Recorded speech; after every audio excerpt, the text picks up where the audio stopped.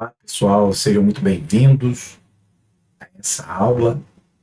Nós vamos meditar hoje, vamos refletir em vários versículos que o pessoal está pedindo muito para a gente tentar esboçar um resumo dessa série chamada Fim dos Dias, onde o nosso objetivo é analisar o que está acontecendo no mundo e tentar adequar esses acontecimentos aos sinais que Jesus deixou para que a gente estivesse preparado. Então eu fiz aqui um compilado muito resumido, óbvio que não se esgota o tema, a gente vai precisar analisar bastante nessa série, que já tem aí mais ou menos uns 10 vídeos.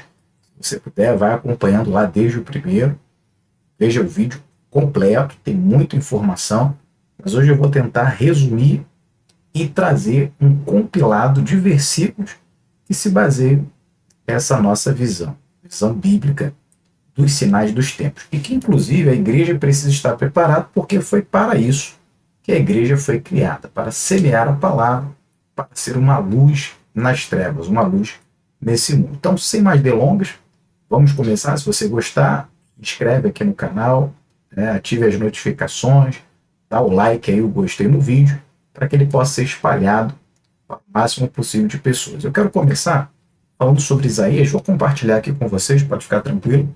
Vou começar a compartilhar. Isaías 14, versículo de número 12. Como caíste do céu, ó estrela da manhã, filha da alva, como foste lançado por terra, tu que debilitava as nações. Tu dizias no teu coração, eu subirei ao céu e acima das estrelas de Deus exaltarei o meu trono, no monte da congregação me assentarei da banda dos lados do norte. Subirei acima das mais altas nuvens e serei semelhante ao Altíssimo. Contudo, levado será ao inferno, ao mais profundo do abismo. Então está aqui essa primeira palavra para a gente compreender.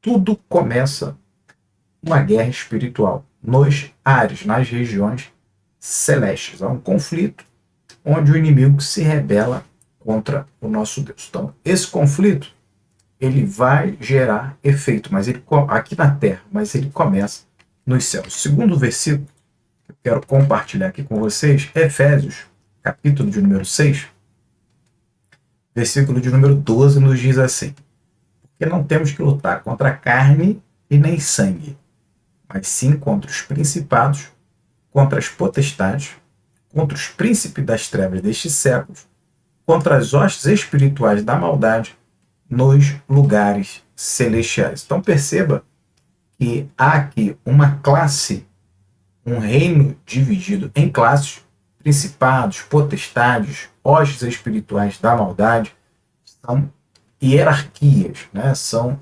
poderios, são cargos, mas todos eles, a batalha é onde? Nas regiões celeste. Então, há uma guerra espiritual e essa guerra começa nas regiões celestes.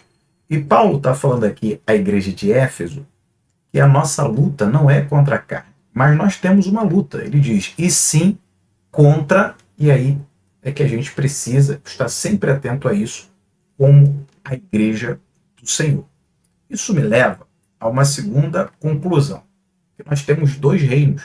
Então a gente tem o reino dos céus e temos o reino das trevas. E ambos desejam dominar as mentes e os corações humanos.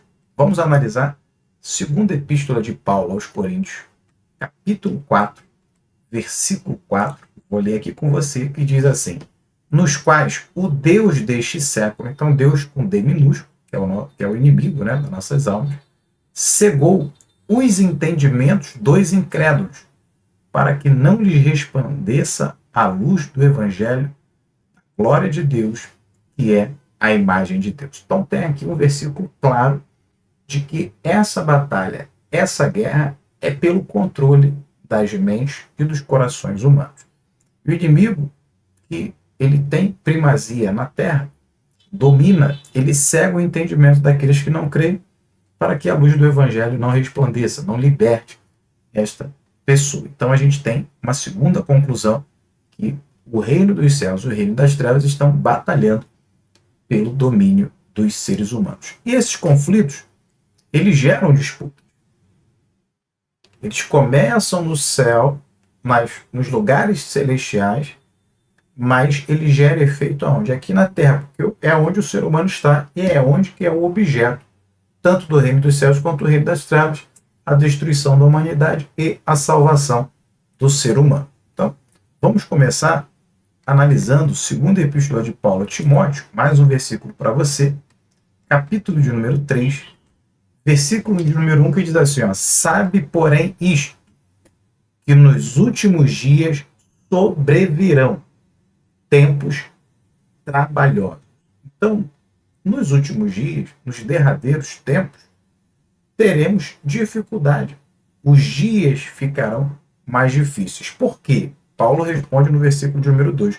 Porque haverá homens amantes de si mesmos, avarentos, presunçosos, soberbos, blasfemos, desobedientes a pais e mães, ingratos, profanos, sem afeto natural, irreconciliáveis, caluniadores, incontinentes, cruéis, sem amor para com os bons, traidores, obstinados, orgulhosos, mais amigos dos deleites do que amigos de Deus. Então, os tempos trabalhosos, as dificuldades do mundo, é porque há uma ruína do ser humano. Que ruína é essa?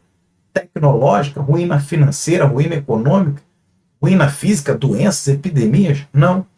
O ser humano, ele é destruído no seu interior. Então, por isso que nós temos uma grande dificuldade. Olha o que Jesus disse, Mateus, capítulo de número 10, trazer mais um versículo para você, versículo 34. Isso aqui é o próprio Jesus dizendo, olha, não cuideis que vim trazer paz à terra. Não vim trazer paz, mas espada. O que Jesus estava dizendo aqui nesse contexto? Não é que Jesus traz guerra para o ser humano. Não. É que a palavra de Cristo, para libertar o homem, enfrentaria várias oposições, como é o que está acontecendo há 2000 anos. A igreja é perseguida, a igreja é afrontada, os princípios do evangelho são questionados pela humanidade. Então há uma resistência. Por quê? Porque é uma guerra espiritual, há uma batalha sendo travada entre o reino dos céus e o reino das trevas. E aí, acho que um ponto interessante para esse vídeo é quais são os erros cometidos pelos cristãos, né? Quais são os erros que a Igreja de Cristo comete? Eu vou começar por Marcos, capítulo 16, versículo de número 15 e 16. Diz assim, e disse-lhes, isso aqui é o Senhor Jesus também falando novamente, né? Ide por todo o mundo, pregai o evangelho a toda criatura. Quem crer e for batizado será salvo, mas quem não crer será condenado. E esses sinais seguirão os que creem. Em meu nome expulsarão demônios, falarão novas línguas, pegarão nas serpentes, se beberem alguma coisa mortífera, não lhes fará dano algum, e porão a mão sobre os enfermos e sararão. Bom, essa aqui para mim é o primeiro grande erro da Igreja de Cristo. E qual é o erro? O cristão, ele não sabe por que ele é cristão. Ele não sabe qual é a sua missão aqui na Terra, qual é o propósito que Deus tem para com ele. Ele coloca na cabeça que ele é igreja, ele é cristão para ser salvo. Não é por isso que nós somos cristãos.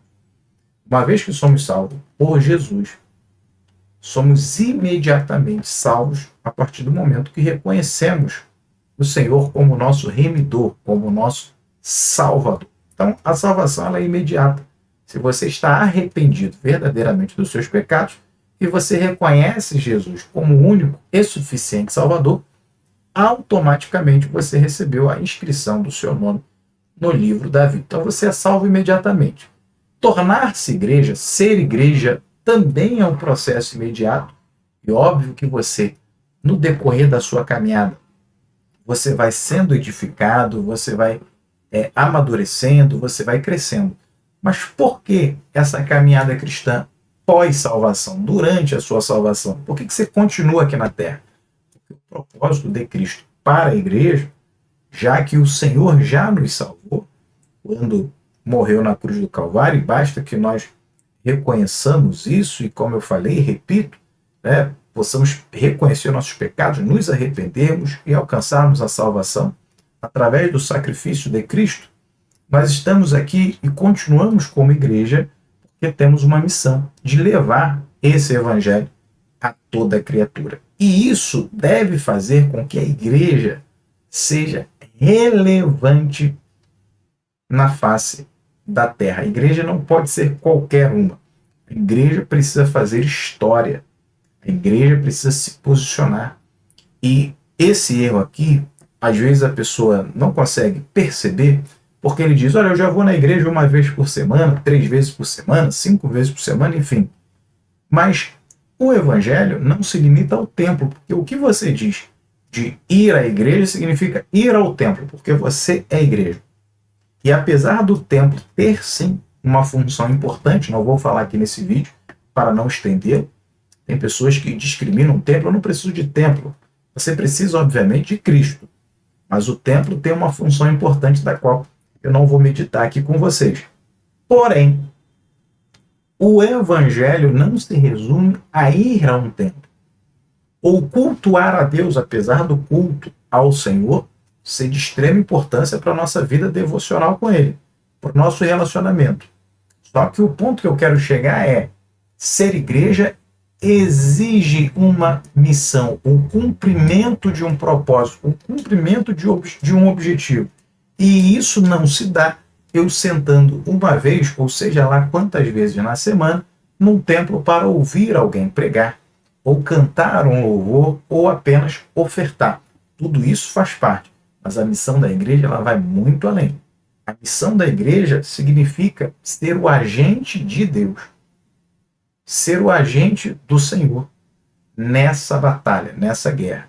Nós vimos lá, quando Paulo vai dizer que a nossa luta não é contra a carne, contra o sangue, ele cita no reino das trevas hierarquias, né? Principados, potestades, são os agentes do reino das trevas. E a luz também tem seus agentes. E a igreja de Cristo faz parte. Os anjos, o Pai, o Filho, o Espírito Santo. Então, a igreja, ela é participante. Ela faz parte do reino de Deus. E para isso ela precisa cumprir a sua missão. Então, esse é o primeiro passo importante. O Evangelho de Cristo não se resume a escutar um louvor, não se resume a falar alguma coisa de Cristo. Isso vai muito além. Então, esse primeiro erro é que o cristão ele acha que ele está na igreja. Um outro ponto aqui importante é que ele percebe que deve ir para a igreja para receber bênçãos materiais. Ele quer ser curado. Ele quer que Deus resolva o problema conjugal dele, o problema afetivo, o problema emocional. Ele quer ficar rico, né? Ele quer prosperar. E nada disso tem problema, desde que isso não seja o seu objetivo, porque não há nenhuma dessas promessas na palavra de Deus. Então, qual é o seu objetivo? As demais coisas vão sendo acrescentadas. Sim, caminhar com Cristo vai fazer com que eu tenha uma vida familiar abençoada, vai fazer com que eu prospere na minha vida profissional, mas nada disso deve ser uma circunstância, uma condição para que eu sirva ao Mestre. Não. Ser igreja é fazer parte desse conflito milenar e fazer a diferença, levando a palavra de Deus de todos os meios, de todas as formas, para aqueles que ainda estão presos nas correntes do pecado. E isso tem vários modos. Eu quero compartilhar aqui outros textos com você. Eu quero ir para Mateus, capítulo de número 24, versículos 3 e 4, um outro erro, e diz assim: Jesus, assentado no Monte das Oliveiras, os discípulos chegaram dizendo: Mestre, quando serão essas coisas? E que sinal haverá da tua vinda e do fim do mundo? E Jesus respondendo disse: acautelai-vos que ninguém vos engane. Então, um outro grave erro aqui, e é que deu origem a essa série Fim dos Dias, é que o cristão ele não tem percepção dos sinais do que está acontecendo no mundo, ele não tem uma análise geopolítica, por exemplo, não sabe o que está acontecendo no mundo, ele não sabe o que está acontecendo nas instituições, porque essa batalha espiritual que nós falamos que se inicia lá em cima, entre os dois reinos, ela deflagra-se aqui na Terra. E esse conflito que acaba acontecendo entre os seres humanos, o inimigo vai tentar influenciar as nações, vai tentar influenciar as instituições, vai tentar influenciar a família dentro das instituições. Duas instituições aqui essenciais para nós, a igreja e a família, e por último vai tentar influenciar o indivíduo. Então ele não tem essa visão. Ele acha que tudo que acontece não faz reflexo. E faz. E faz. Então um dos nossos objetivos com o canal é ver o que está acontecendo no mundo e orientar para que a igreja brasileira, cristã, saia dessa caixinha, né? Que você não pode falar sobre nada, que você não pode pensar, que você não pode ter opinião, que o evangelho é limitado ali a 4 paredes do templo, e não é nada disso. Então, Jesus disse claramente para os seus discípulos: acautelai-vos que ninguém vos engane. Ele disse: olha, estejam preparados, estejam atentos. Então, é nossa responsabilidade obter esse conhecimento, obter esse posicionamento, que vai muito além do que, às vezes, apenas o culto nos concede. Né? Vamos continuar aqui, mais um versículo para a gente caminhar. Eu quero ler aqui o livro do profeta Daniel, capítulo de número 10. Diz assim,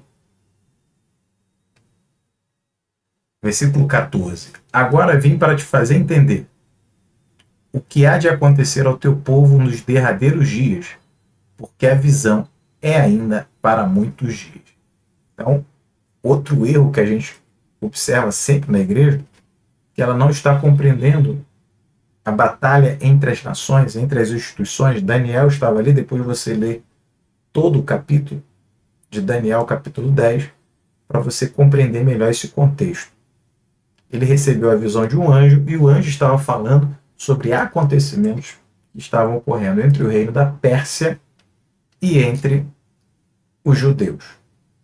Então Daniel recebeu aquela revelação, entendeu e viu que aquela revelação era para o acontecimento das nações e eram para coisas que estavam para vir há muitos dias. Ou seja, Deus estava avisando, Deus estava requerendo que os seus filhos estivessem preparados. Você quer ver uma outra coisa? E eu finalizo, não dá para a gente falar de tudo aqui, mas relembrando aqui com vocês, conflitos começam entre os reinos dos céus e o reino das trevas, tentam influenciar a humanidade através de vários campos de batalha. Uma influência entre as nações, uma influência entre as instituições. Você tem aqui a família, a igreja, mas pode ser qualquer outra instituição. Depois tenta influenciar o indivíduo. Então, esses campos de batalha nós temos que estar atentos. E você precisa, inclusive, saber sair dessa caixinha de apenas compreender que durante a semana você é um profissional, você é um pai de família, uma mãe de família, e domingo você é um cristão. Não, você é cristão todo dia. E tudo que acontece dentro do templo serve para te preparar, para que você utilize essas ferramentas espirituais aqui fora, que é onde ocorre normalmente a grande maioria das batalhas. E aí eu vou encerrar com um exemplo prático. Você quer ver como é que nós, como igreja, falhamos? Dons espirituais. Para que servem os dons espirituais? Para aqueles que acreditam, né? Os pentecostais que creem não só na existência, mas creem na utilidade dos dons espirituais, na manifestação dos dons espirituais nos dias atuais. Eles muitas das vezes acreditam que o dom espiritual é apenas para você chorar na igreja, para você pular na igreja, para você falar em outras línguas na igreja, para você se alegrar na igreja, no templo, né? Quando eu falo igreja aqui, nesse contexto eu estou falando do templo. E não é nada disso. Ainda que você possa ser edificado, você possa ver essa manifestação espiritual dentro do templo, num culto, numa celebração, os dons espirituais são ferramentas muito poderosas para que você utilize fora do templo. Por incrível que pareça, os dons espirituais eles foram feitos para que fossem realizados fora, além do culto, além do momento de celebração.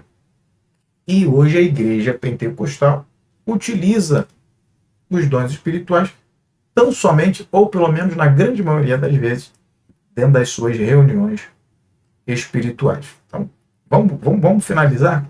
Vamos ver esse versículo? 1 Coríntios, capítulo de número 12.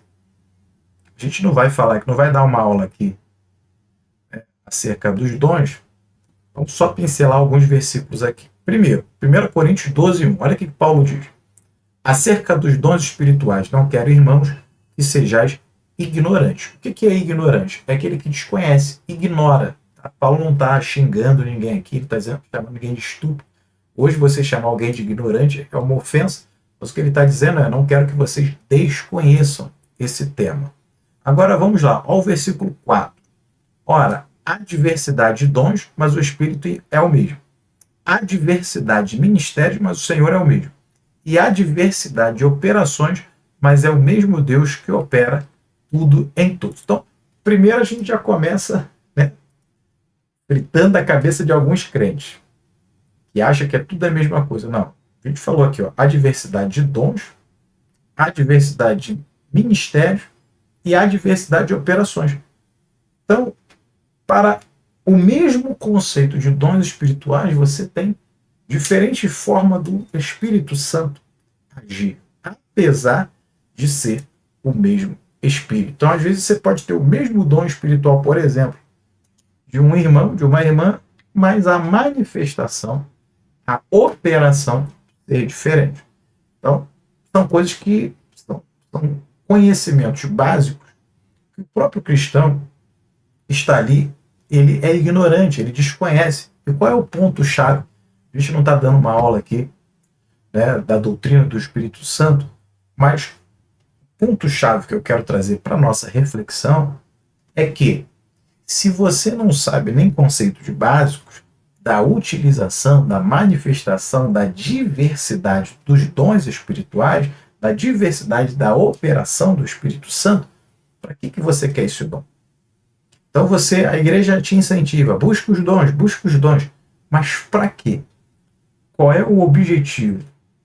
Que ferramentas são essas? E qual é a utilização dessas ferramentas?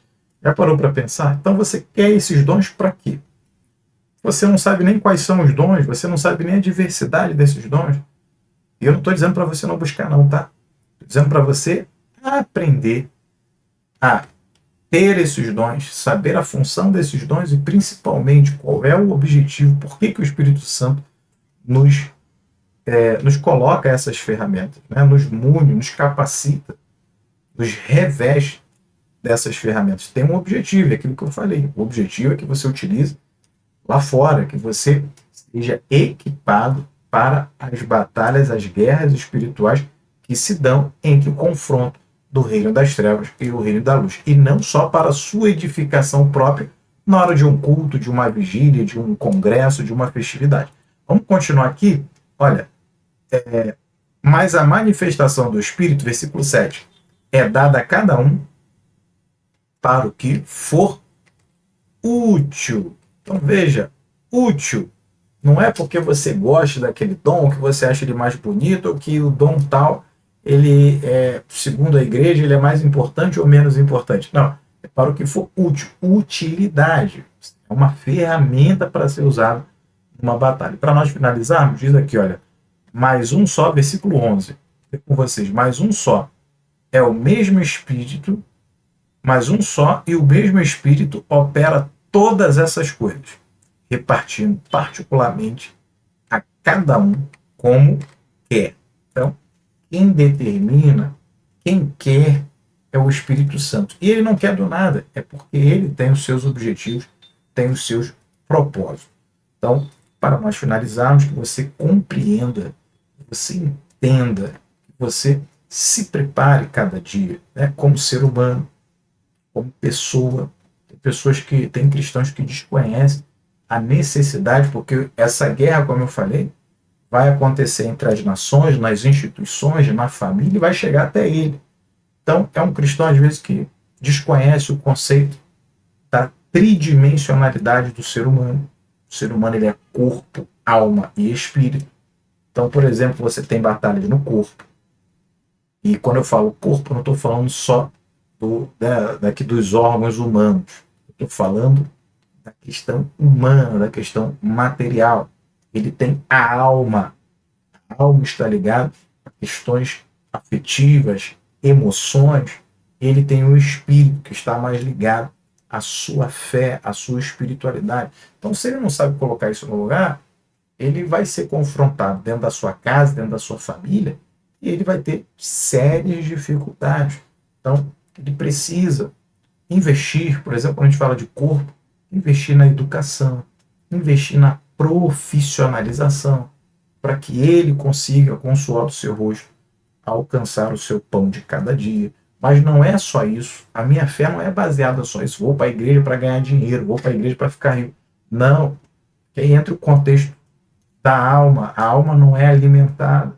Então ele tem que ter uma intelectualidade, ele tem que aprender a pensar, ele tem que aprender a organizar os pensamentos. Mas não é só isso, né? Não são vãs filosofias, como a palavra de Deus diz. Ele tem que ter a sua parte espiritual. E a parte espiritual não é só, né, alguém chegar e falar para você, olha, você é um vencedor, você vai conquistar. Não. Isso é efêmero. Isso é raso. A parte espiritual da palavra de Deus, do reino de Deus, do evangelho, é nos transformarmos em pessoas com uma maturidade espiritual, uma profundidade espiritual muito grande. É sermos idôneos, maduros na fé, sermos colunas na fé de um reino que se manifesta a cada dia na terra através dos seus filhos. Então, isso é uma responsabilidade grande. Então, nós precisamos combater essa falsa fé, essa fé primária, essa fé rasa que arrasta muitos de nossos irmãos cristãos para uma vida superficial com Deus. Então, até mesmo na igreja existe a guerra espiritual. Então, resumindo, não vou meter mais, senão o vídeo ficaria muito longo, já falei até bastante, mas esse é o propósito dessa série, fazer você compreender todas essas batalhas, né?